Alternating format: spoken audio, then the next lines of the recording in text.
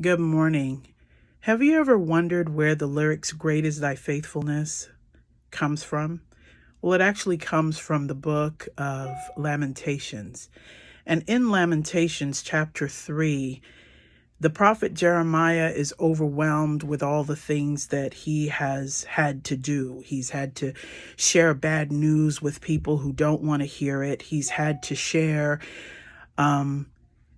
prophecies that he did not want to share.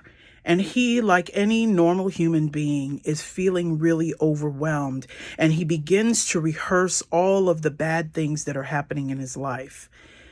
And he gets down to verse 22, and it says, "Through the Lord's mercies we are not consumed. Because of his compassion, which fail not, they are new every morning. Great is thy faithfulness." What does that have to do with us this morning? This morning, as I was rehearsing that particular text, we got some not so good news last night.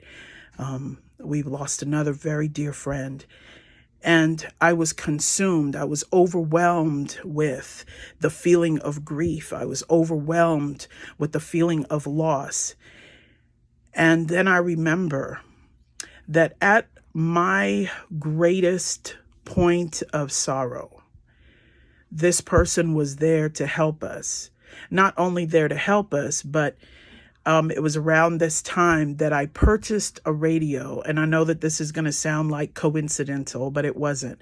I purchased a radio because in the house of people who love to sing, we didn't even have a CD player, a cassette player. I'm dating myself with that, I know. But we didn't have one.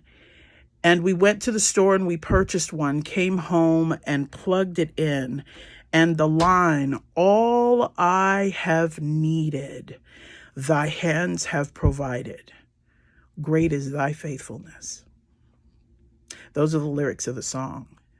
But that's also the testimony that Jeremiah had.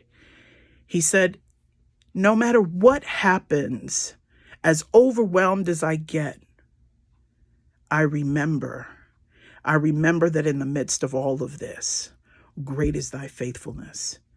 I hope you remember today. He's still faithful. Faithful does not mean that trials won't come. He's just faithful.